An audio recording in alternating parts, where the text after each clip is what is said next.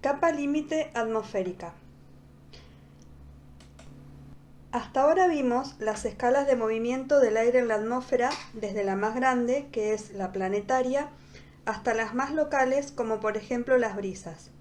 Ahora vamos a estudiar, a una escala más chica, a la capa de la atmósfera que está en contacto con la superficie terrestre, que se llama capa límite atmosférica. Es la capa en la que están inmersas las estructuras y objetos creados por el hombre sobre los que queremos ver los efectos del viento. Abarca el primer kilómetro de la troposfera. Esta capa tiene características especiales y por eso se aborda su estudio de forma especial en la ingeniería del viento. Hasta ahora estudiamos los fenómenos de la troposfera. Hablamos del jet, que pasa aproximadamente a 10 kilómetros de altura en la tropopausa, y de las ondas de Rossby, que también están en la troposfera. Ahora vamos a estudiar el movimiento del aire en el primer kilómetro de altura. A esa capa se la llama capa límite planetaria o atmosférica y tiene varias subcapas. En la capa límite se encuentran los vientos locales. El concepto de capa límite es el mismo que se ve en física, en mecánica de los fluidos y un poco en hidráulica, pero acá lo vemos aplicado a la atmósfera. Vamos a repasar qué es una capa límite. En la imagen vemos una placa delgada, sólida, en color gris, y una corriente de aire incidente uniforme. Es decir, la velocidad del aire es constante con la altura.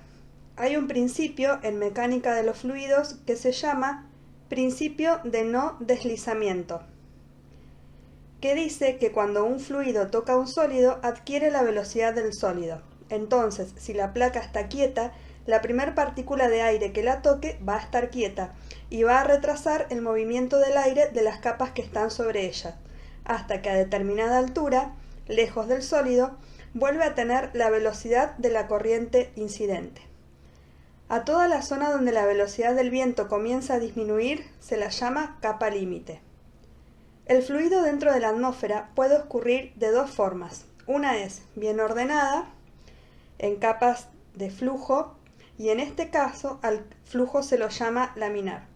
Y otra es en forma más desordenada, inestable y aleatoria, que se llama flujo turbulento. Cuando el flujo es laminar, la velocidad varía en forma parabólica con la altura, y cuando es turbulento, lo hace en forma logarítmica. En el régimen turbulento, en la capa pegada al suelo, hasta unos milímetros de altura, el escurrimiento es laminar. El gradiente de velocidades se produce por el rozamiento entre las capas de aire. Entre una capa y otra, al haber una diferencia de velocidad, hay tensiones que van disminuyendo a medida que nos vamos alejando del sólido. Esas tensiones son producidas por esfuerzos de corte entre el sólido y el fluido primero y después entre las capas de fluido. A las componentes de velocidad del fluido se las suele identificar con las letras U, B y W. Esto varía según la disciplina y la bibliografía. Se usan distintas letras en mecánica de los fluidos, en aeronáutica, en hidráulica y en ingeniería del viento. En este gráfico, U es la componente en la dirección del flujo incidente. El subíndice infinito significa que es la velocidad de la corriente libre, infinitamente lejos del objeto. También se usa en vez de infinito el subíndice 0, y en meteorología se usa B sub G por viento geostrófico. El espesor de la capa límite aumenta con la distancia al borde de ataque, que es el punto en el cual el aire impacta con el sólido. En el primer tramo, el escurrimiento es laminar y ordenado. A una distancia crítica del borde de ataque, comienza la turbulencia y la capa límite va adquiriendo mayor espesor. Cuando comienza la turbulencia, una capa delgada de fluido sobre la superficie del sólido sigue escurriendo laminar. Por encima de esa capa el régimen es turbulento, y entre las dos capas hay una capa que amortigua y hace la transición entre el escurrimiento laminar y el turbulento.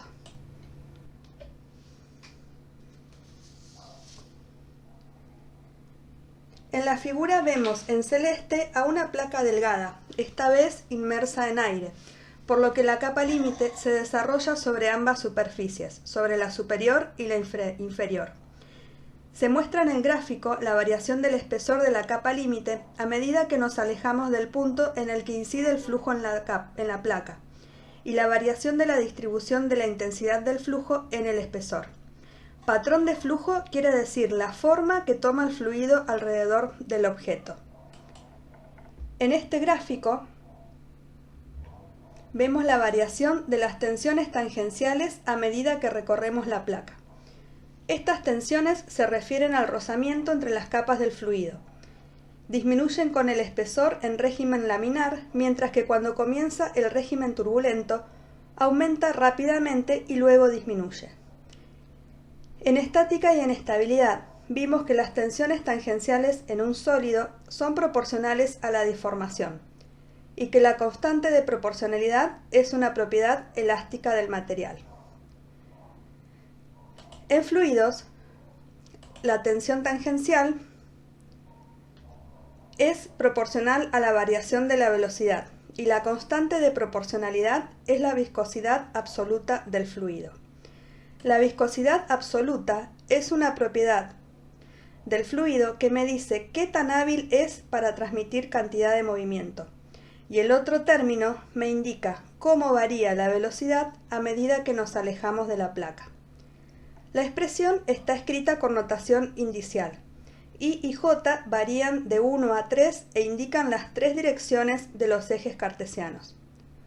Por ejemplo, escrito en coordenadas cartesianas, si tengo el vector velocidad de componentes u, v y w, la tensión tangencial en dirección perpendicular a x y paralela a y es igual a la viscosidad absoluta por esta suma de derivadas parciales. Estas derivadas significan la variación de la componente horizontal de velocidad a lo largo del eje y más la variación de la componente vertical de velocidad a lo largo del eje x.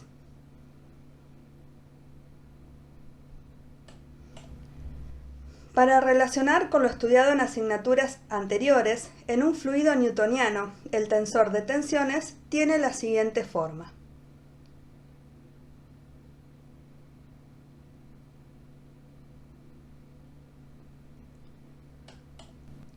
Para determinar si el aire se desplaza en régimen laminar o turbulento, se utiliza el número dimensional de Reynolds, que relaciona las fuerzas de inercia, que son las que impulsan el movimiento, con las de fricción, que son las que lo retrasan.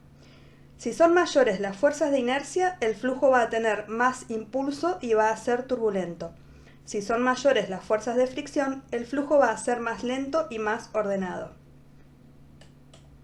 Schiller y Nikuradse, a partir de experimentos con flujo de aire en tuberías con rugosidad superficial, que simulaban la rugosidad de la superficie de la Tierra, determinaron que para Reynolds menor de 55 el escurrimiento es laminar y para Reynolds mayor a 750 es turbulento.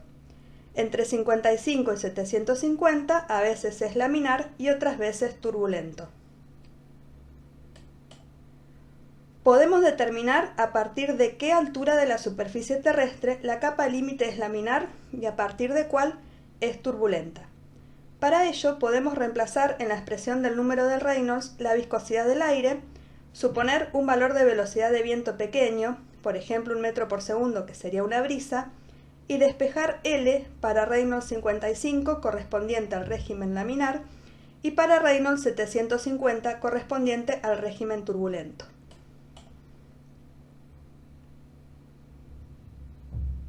Haciendo eso, encontramos que por debajo de los 0,825 milímetros de altura desde la superficie terrestre, el escurrimiento es laminar, y por encima de los 11,50 milímetros es turbulento. Con estos valores podemos decir que la atmósfera escurre siempre en régimen turbulento.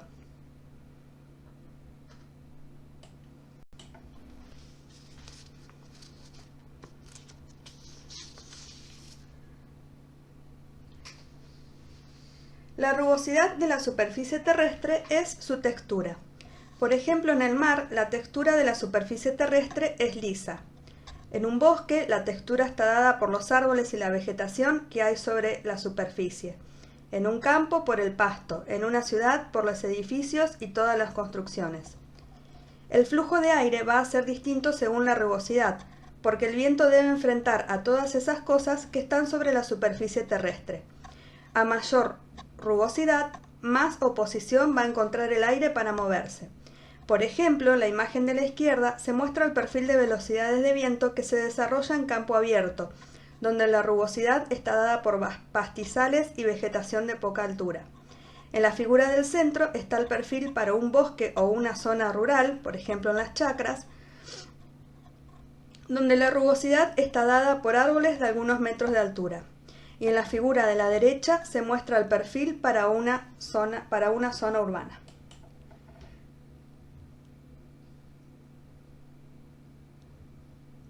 Z sub g es la altura a la que se alcanza la velocidad del viento geostrófico, es decir, la velocidad de la corriente libre de aire, el U infinito. Cuando la rugosidad es baja, la capa límite tiene menor espesor y el viento al encontrarse con menos obstáculos recupera su velocidad inicial a una altura más baja que con más rugosidad. En este caso se tiene un gradiente de velocidades grandes, la intensidad del viento cambia rápidamente con la altura.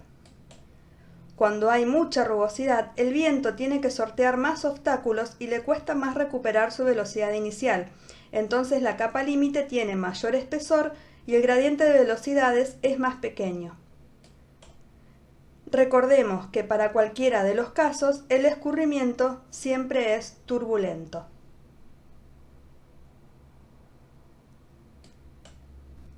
Hay distintos modelos matemáticos que permiten calcular la variación de la velocidad del viento con la altura.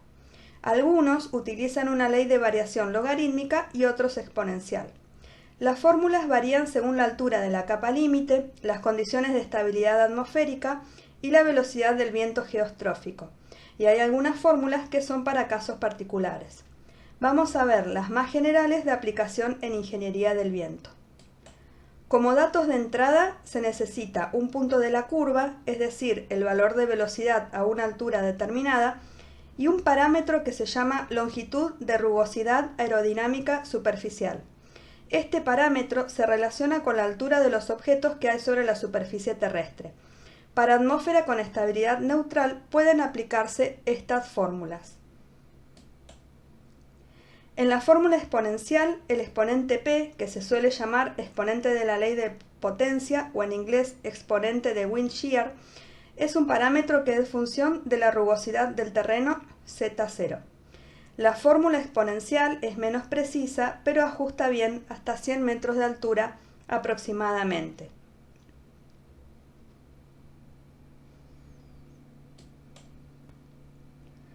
La longitud de rugosidad aerodinámica superficial depende de la altura de los objetos que están sobre la superficie terrestre, de su forma, distribución y, si son elásticos, de la velocidad del viento. Hay distintas formas para calcular este parámetro en condiciones atmosféricas neutrales.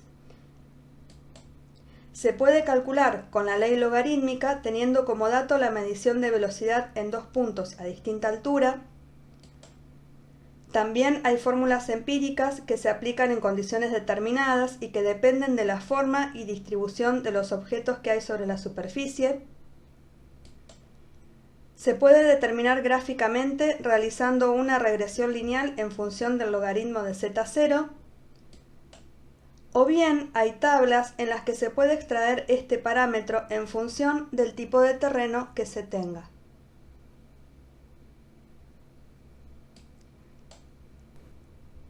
Por ejemplo, en esta, en la que se describe lo que hay sobre la superficie y puede determinarse la altura de rugosidad en la escala vertical logarítmica que está en metros. La tabla de la derecha es otra tabla distinta con valores de Z0.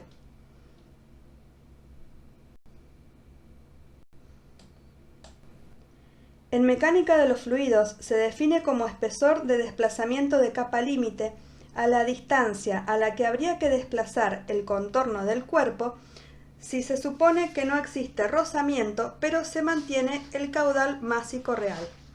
En la capa límite atmosférica, este factor influye en el cálculo del coeficiente de la ley de potencia.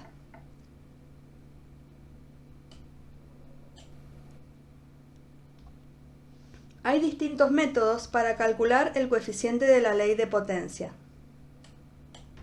Para bajas rugosidades se puede calcular como 1 sobre el logaritmo de la altura dividido la longitud de rugosidad aerodinámica superficial.